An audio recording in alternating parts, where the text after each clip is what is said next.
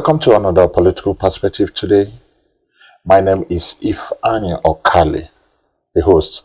Here with me, we have the Executive Governor of Abia State, no other person than Dr. Okezie Ikpeazu, PhD. You're welcome, sir. Thank you, Fai. How are you? Fine, I'm good. Your Excellency, let's begin with the 5G governors, which you are a member of. Okay, the group has refused to shift grounds despite all the conspiratory efforts. With barely 2 months to presidential election, are you afraid your party, PDP?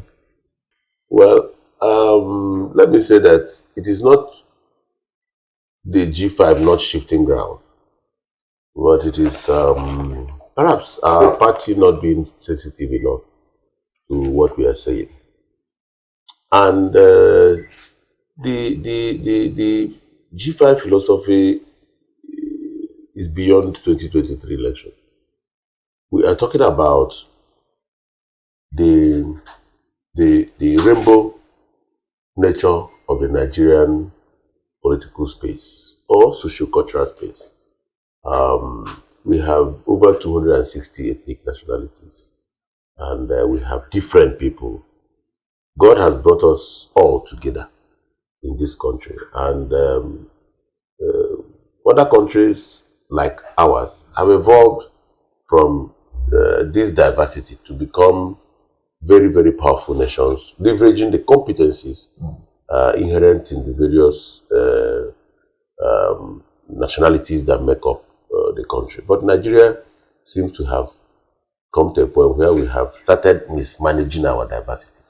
So what the G5 stands for is for a new paradigm that will be sensitive to inclusiveness, including all parts of Nigeria one way or another, or giving confidence that whether you are in power or not, that you are an important component of the system.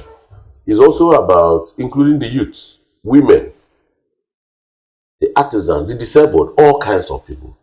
And so we're saying, if somebody is complaining and there is an issue of integrity, issue of keeping promises, issue of making sure that if we say, after me is you, and when that comes, it happens, that it will stabilize us as a country and engender social mobilization sufficient to tackle the security problem, tackle the economic problem, tackle other problems that confront us in this country. And we say that it is the most critical ingredient today, beyond anything. Social mobilization, inclusiveness, integrity, mutual respect, trust. So it is, G5 speaks to a new paradigm. It is beyond 2023. It speaks about a new paradigm. In 2027, I will still want a system that will include everybody, irrespective of what the outcomes of the 2023 election is. So it doesn't matter the political party. It doesn't matter wherever you see me, wherever you see the G5 governors, we will stand for the protection of those who, as it were thought to be maltreated or mistreated.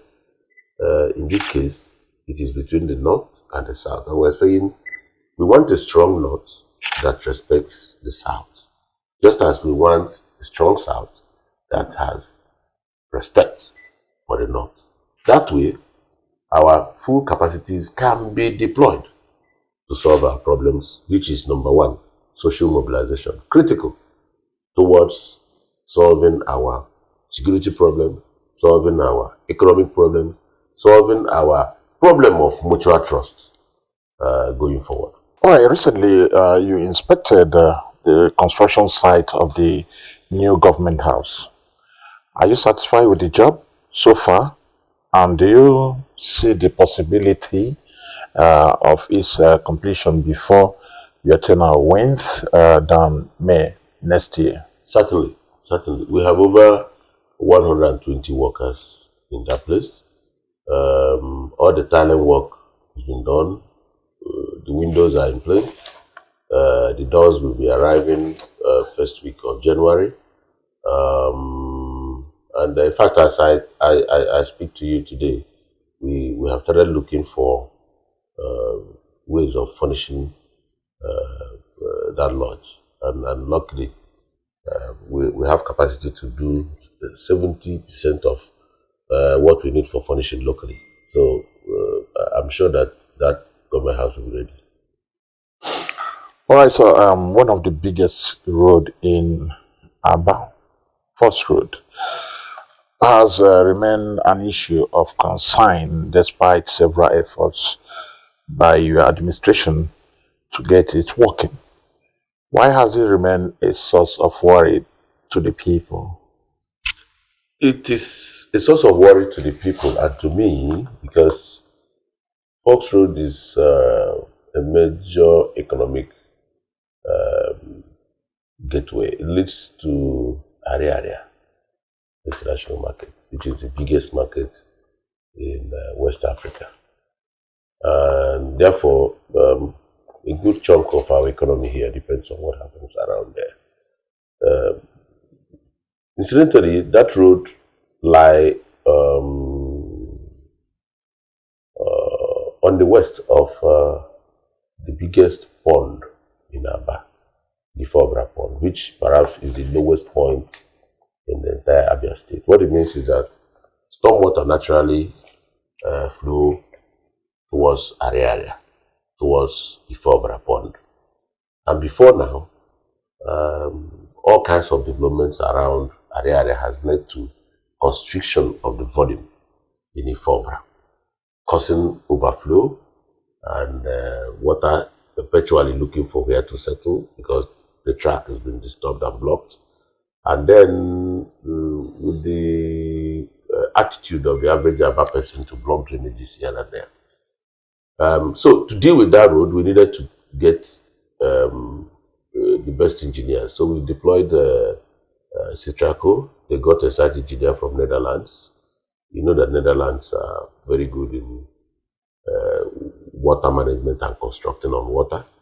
So drainages were done, 6.5 kilometers to waterside. And then we also established a head pump from where water was pumped from Ifobra to waterside whenever there is an overflow. We dredged Ifobra and all of that. But shortly after Citraco delivered the road to the point where they did what they call binding course, the road was looking beautiful. But it coincided with the period of the NSAS episode. And the market was locked down. Everywhere went on lockdown. The COVID years came. And for several months, area did not operate the markets. And suddenly the area traders and some traditional rulers walked up to me and said, please, could you, Mr. Governor, open that road and give us access to our market?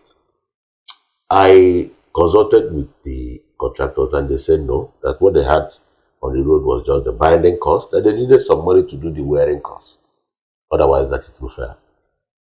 But the better part of my benevolence took over, and I said my people were coming down from a lockdown, and I did not want them to continue to suffer. So I took the risk and opened the road on my own volition, and then the road collapsed. So, well, I am a very good person in terms of turning adversary to advantage. So we decided to now change the design. So we are doing what we are best known for here, which is rigid pavement. So we are doing 12-inch concrete. So I want to assure you that that road will give me 40 years. You are speaking like an engineer. Are you an engineer? By association. All right, let's take a short break, and when we come back, we will still continue with the Executive Governor of Abia State. Stay tuned.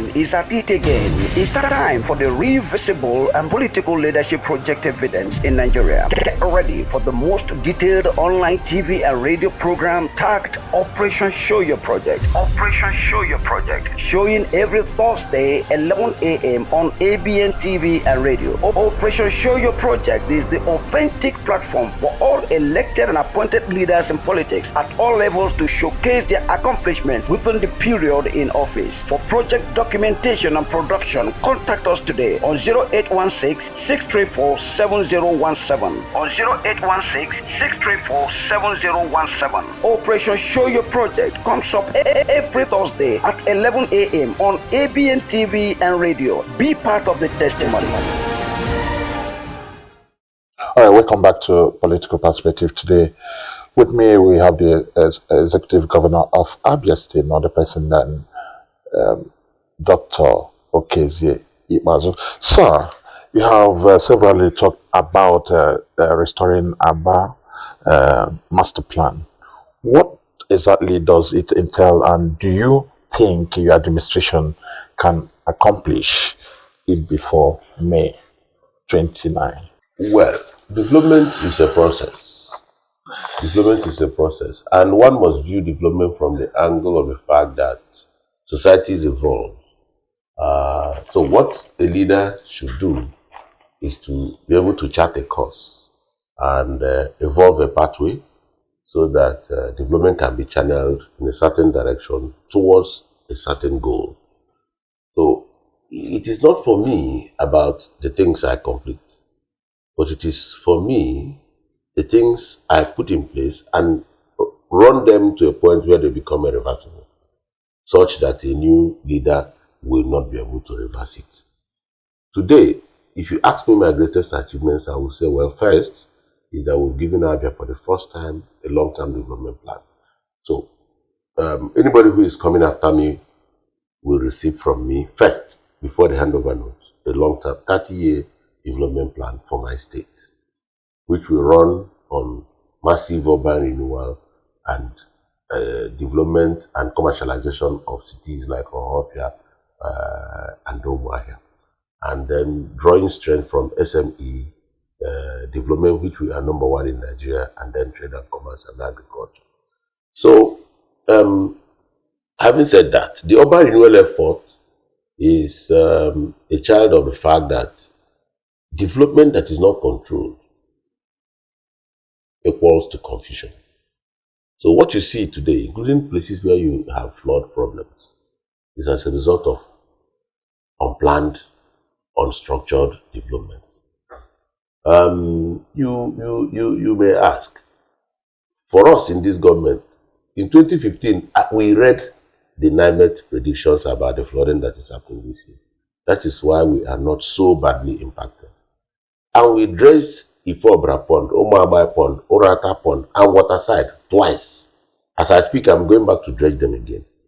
I even hear people talk about palliatives and things that will be given to those affected. Yes, we will receive whatever is brought for those who are affected and all of that. But we will spend much more time and money preventing the flood from happening again.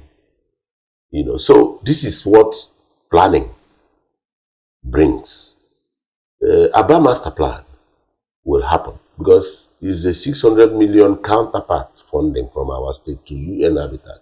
So we are doing it with international partners that are beyond and outside the control of the state. And as I speak, they are here in Abba. So I have put that process on the path of irreversibility. And it will go far enough to enable me structure my development along the vision that the master plan will chart, and then make sure that whosoever comes after me has a template and a compass based on which to develop Abia going forward. All right, two governors before you are currently in the Senate. You are seeking election to represent Abia South in 2023. Are you keeping to what appears to be a tradition for former Abia state governors by seeking a senatorial seat? Yes, but that is the second reason, or perhaps the third. The first reason is the fact that without sounding immodest, only very few leaders in Abia State, especially from this part of Abia, can claim to understand the problem of Abia South better than me, vis-a-vis our relationship with other senatorial districts within Abia, other states within the southeast and the south-south, and then Nigeria. So because of this, it will be a complete disservice to my people if I fail to put myself forward. Because somehow I have age on my side, I have energy, and I have a deep understanding of what our needs are, both in terms of infrastructure, in terms of requisite contacts, and drawing attention to the critical needs of the people of Abia State. And thirdly, I like to pride myself as a man that is not ambitious. Therefore, I'm going to confine my energy to developing Abia South within an improved Abia polity, within Committee of States in the South, South, and Southeast, and then as an important member of the Nigerian community. So it will benefit the people of Abia South if I intervene at the level of the Senate for the next 4 years, and we'll see the results. All right, before we leave you, since return of democracy in 1999, you are the only governor who completed your 2 years tenure with one deputy. What extra thing did you do to achieve this? I'm also one of the few governors that has no problem with his predecessor and has maintained a cordial relationship within the three arms of government, judiciary, and the legislature. The secret is the fact that for us, Abia is more important than any individual. And I understand leadership from the prism of the fact that I must aggregate all forces of development towards achieving the Abia of our dream. I don't want to leave anybody out of the boat. And because I'm the leader, compromises fall on my shoulder to make. So, if there are compromises to be made, as a leader, I'm in a place to make those compromises. But I also have the requisite skill to attract Abians of various persuasions, because I don't come with any air of arrogance whatsoever. Rather, I come with the philosophy of servant leadership. And part of my campaign promise in 2015 was that I was going to present a platform for every Abian. Let me tell you an extension of that. Abia State today is perhaps one of the few states in Nigeria that has a diaspora commission. I have a robust diaspora participation in my government. They have established a hospital here. We have facilities that they are running. They bring expertise. Yesterday, I was at the foundation laying ceremony of an ultra-modern diagnostic lab, propelled and powered by our brothers and sisters in the diaspora. I've had them come here, some experts from Arochukwu, conduct kidney transplant here in Abia State. So God has blessed me with the requisite skill to bring all kinds of people to the table for the betterment of our dear state. So my deputy has been my ally, and I've not had any reason whatsoever to regret having him. I respect his individuality, but I also respect his capacity. He's a chartered accountant, he holds a PhD, and he has been the chairman of the Revenue Council. Not many governors will give Revenue Council to their deputy, but I have confidence in myself to the point that I can trust another person. All right. Abia has recently enjoyed relative calmness in terms of peace and security. What measures did you put in place, and what is the place of Iburago in the southeast? Let me start with our philosophy in terms of security. We think that our major primary objective is to keep Abians safe. And under my watch, no Abia son or daughter should be spilled on our soil here. Therefore, the words I speak, the actions I take, even the ones I don't take, all add up to. Beyond that, I have a very good knowledge of, I take security issues seriously. You need to be around when I address the Security Council meeting. I know every border town, and I know the town next to the border town in the next state. And I know the activities in those border towns in neighboring states as it concerns my state. So when I brief the Commissioner of Police and the law enforcement agencies, I tell them with pinpoint accuracy what I want them to do and where they should be. But beyond that, the approach to battle insecurity has to be a two-pronged approach. You must work hard on the economy. And working hard on the economy for us was to start with the things we do well. We are literally shoemakers. Tell us. We manufacture things with our hands. So from 2015 till now, everything that I have done is either intervening directly on these or providing enablers. You just ask me questions about Fox Road. I'm on Fox Road because of our area. The road leading to my village was just commissioned 2 weeks ago. So it wasn't a priority because there's no market in my village. And I alone was not enough to attract that kind of expenditure there. So I needed to do Ngwa Road because of Ngwa Road market. I needed to do Ezuku Road because of Ezuku market. I needed to do Fox Road because of our area.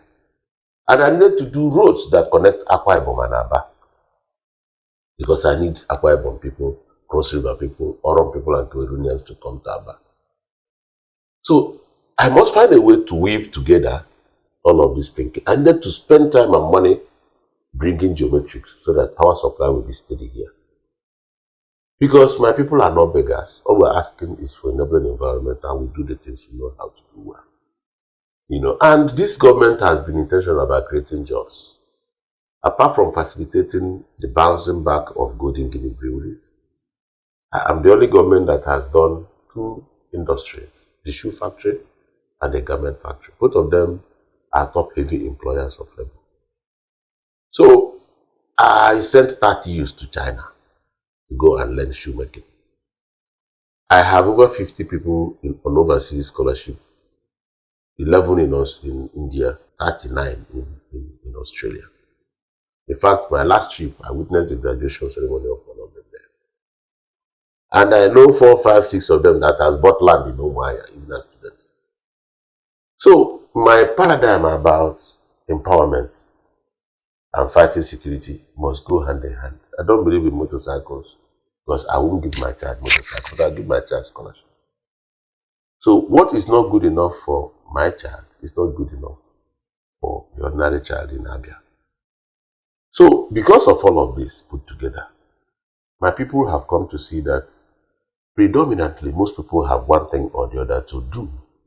And if they work hard within the space, they can eke out a living. For the first time in 60 years, all the markets in Aba are connected by roads today. Because there is something we do here in Akboye. You must allow a trader to move from one market to the other in Aba. Because the people that are making money from the market are more in number outside the market than the people that are sitting in the shops. So you must have an understanding of how your economy works. I have worked hard to motivate the security agencies. And I am upbeat every second, every minute about what is happening here. Because I belong to a WhatsApp platform where all the service chiefs are. If a vehicle is snatched today, I can make my contributions as to where I want them to create a nipping point. And I can use the knowledge of what I have seen in our platform to sensitize other adjunct security agencies that may not necessarily be within the bracket of, and then like the hunters, the vigilante groups, sensitize them, and before you know it, we apprehend the culprits. So this place is not a comfortable place for criminals. Then speaking to Ebubago, there is the philosophy behind Ebubago in the southeast is that every state will go and respond to the challenges peculiar to its environment. So for us in Abia, I'm sorry to say, I'm not a media person. So, and what will I gain if I get media mileage and my bag operatives are killed and they're not effective? So we sat down here and said, we are doing 1,000 bicycles and we are doing 500 motorcycles. We are doing 1,000 Android phones.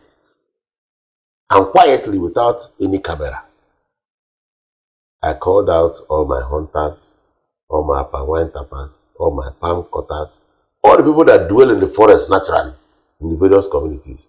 And I invited local government chairmen because I'm a firm believer in state policy. So for me, the local government chairmen are in practice and indeed chief security officers for the various local governments. And I got the traditional rulers also to make nominations to my Ebubago list. And now their duty is to check out and look out for people with questionable character. If you have people in the forest that are doing things you don't understand, don't accost them because they're not armed. So just give me evidence that this is what is happening there. We will now process at the ward level, at the local government level, and at the state level, and then take the necessary action. So this is what Ebubago does for me here. I don't know what they do for other people. But I think, honestly, there's a wrong thing to arm Ebubago and ask them to. Because if they start fighting, what you see is that more of your people will die. Because people shooting at them are your citizens, and the people they are shooting at are their citizens. They are citizens also. So you must do intelligence and let the shooting be done by those who are licensed by the Constitution to so do. Then beyond that, we have gatekeepers. Gatekeepers are those who give us information about people, and they are just ordinary people.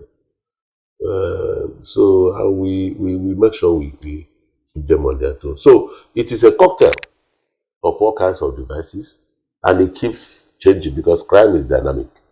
So it keeps changing. But I want to assure you that Abia will remain the safest state in the southeast by the special grace of God as long as I'm governor. But in all, I give God the glory because security is of the Lord. I just do my best, and it has been the will of God to bless us. And it is for this reason that we are number 3 in foreign direct investment. It's also for the reasons that I mentioned before that we are the 3rd best state in terms of the poverty index profile published by the World Bank. So these are indices that are critical, which nobody can take away from us. So this is part of what we do. And this Christmas, what the Abia workers, what are they expecting? Abia workers will be paid their salary. I pray and hope that I will have enough to appreciate them and pay them more than their salary. But, we have 27,000 workers in Abia. 24,000 out of these 27,000 are core civil servants working in various ministries. None is owed anything. But we have 3,000 workers that are scattered from one agency or the other. For instance, if you're working in Abia line and you put 50 vehicles on the road, and then when the driver returns with money, you eat the money and ask government to pay you. I'll ask you who pays the credit to whose driver. So you must find a way to drive some government agencies with private sector mentality.